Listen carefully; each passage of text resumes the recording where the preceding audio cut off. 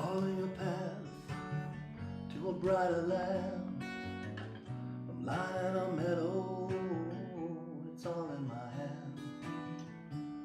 To a future dreamt, but never there.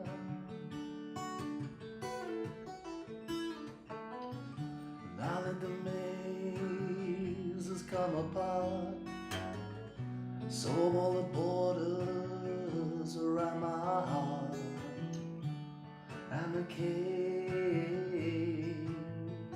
around my prayer. I remember being inspired by every song has its own tale, so I don't necessarily have a palette which I draw from to create a song, or to, it's not just songs as well, you know, stories or poems now and again, but songs predominantly is what I do and write.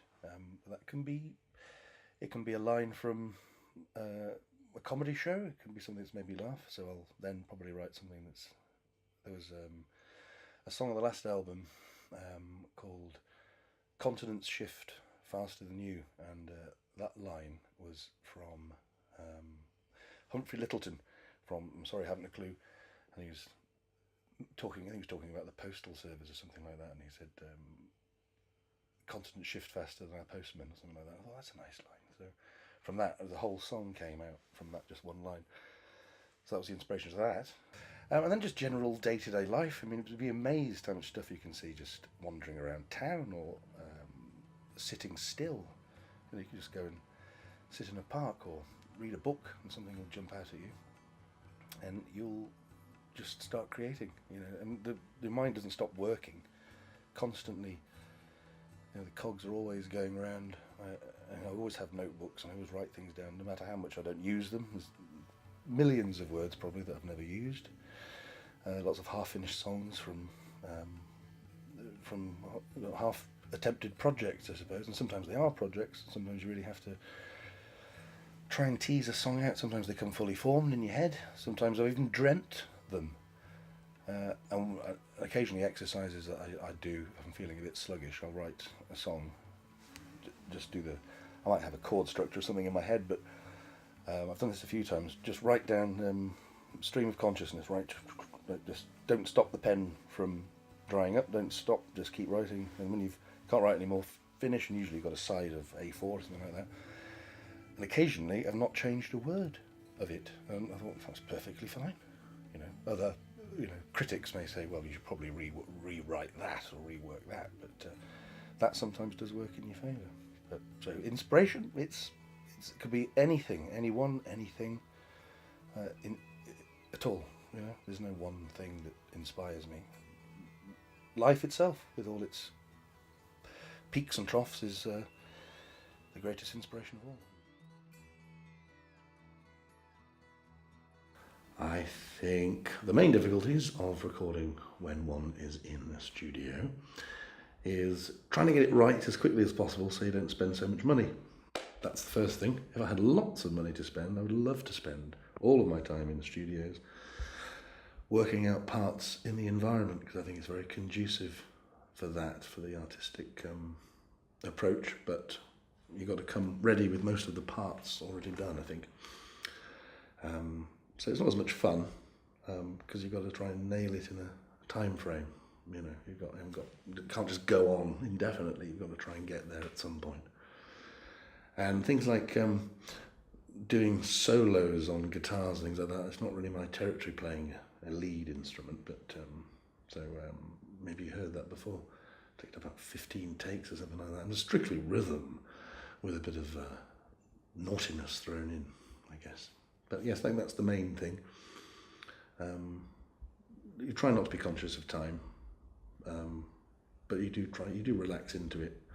And as a result, sometimes hours can go past, and good Lord, it's 10 o'clock already, and it's night time, and so you forget about that, the strictures of finance, ultimately. But it's always at the back of your head to try and do as best you can in the time you have, and the money you've got to spend in here.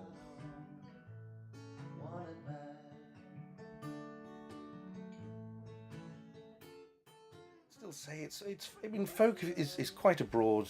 If you're not going to be bogged down with people wearing Aran and so on, and the traditional kind of folk setup, pipe smokers and ale drinkers and all that type of stuff, then I am encompassed in that world. You know, I feel part of that world. You know, people singing about things that mean something dear to them. You know, a lot of my stuff falls into that category, as it wouldn't do if I was a trance music writer or something like that. It wouldn't fit into that. But occasionally that does cross over, doesn't it? Weirdly, there's no bookends to music. It's all free, and that's how it should be. And you can do what you want, when you want, and for whoever you want. And if you're lucky enough to get picked up by a group of people then like that, and that moves on, then you know that's fine. But to court it, to write for that end result, fame, popularity, money, isn't the way I go about it. I've never been money orientated, money driven, so that's taken out of the equation. So what have you got left? You've got art left after that, and that's what I'm interested in. Regardless if it's any good, high, low art, it's all something that means something to me. And if it doesn't mean anything to me, then no one else is going to find it interesting either.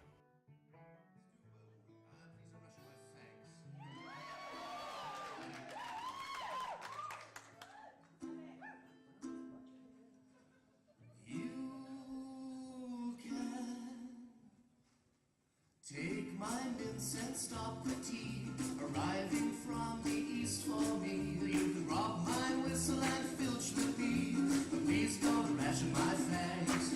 You can cut the booze right from my diet. Early closing won't cause a riot. You can even turn the music damn quiet, but please don't ration my fangs. Yes, I've become a recent recipient of some problems in the old hands and wrists, whereby I can't play for very long, so my live playing has taken a bit of a nosedive of late, but I am getting treatment, not too invasive, although I think it's sort of like a mild carpal tunnel thing, but so my hand, especially around the bottom of the thumb area, is particularly painful after about, I can't play for more than like 20 minutes. Occasionally it's better if I have a few drinks beforehand, self-medicating with a few ice cold beers before. That can sometimes help a little. But at the moment it's really quite bad because I used to play a lot, and one of my main sources of income as well. So that's all a bit of a bugger. Back onto the streets again. But I'm going to have some injections soon, some sort of steroids pumped into the nerve, which, let me tell you, isn't pleasant at all. It's one of the least pleasant things I've had done to me. And I've had endoscopies done down the old throat before now, for another ailment altogether. And I'd gladly have a few of those every day of the week, and have someone boring holes into my nerves. So I've got another appointment, hopefully fairly soon. So maybe come February or March, I might be back on track again. But at the moment, I want to record as much as possible, just in case. I think you might have used the word degenerate, which isn't, or degenerative, which isn't a particularly wholesome word. But if that is the case, then I'm going to have to record as much as I can and get into painting again, I suppose, or join a circus or something like that. But I'm not too despondent at the moment, but it is a worry, I would say, a worry. But I think good and health will prevail. And I mean, I don't know where anyone would be without music, but everyone loves music, surely. And if you're lucky enough to be able to play it as well, then I'm not going to say it's going to make you happier, but it'll certainly nourish and fulfill parts of you that I don't think you can get elsewhere. But you've always got that flip, haven't you? Playing music, there's lots of struggling musicians, lots of very successful ones. There doesn't seem to be much of a grey area. You're either in a virtual state of penury or you're a multi-millionaire.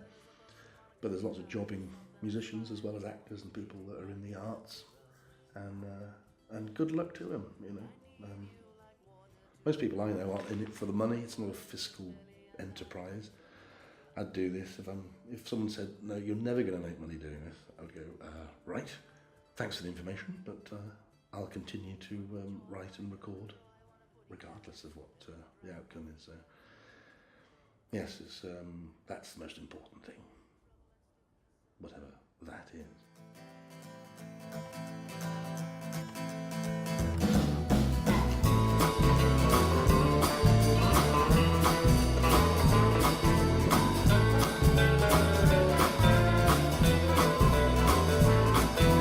Tortoise is slow comparatively. A sloth isn't quick from A to B. But by now they would have made it to town. So come on, darling, lose the dressing gown. A slug isn't fleet, but it's going somewhere. The same for a snail, but to be fair, he carries his home on his back. But hell, it'd still be vodka, wicker, root, powder to shell. Continents, oh continents, I've seen continents shift faster than you.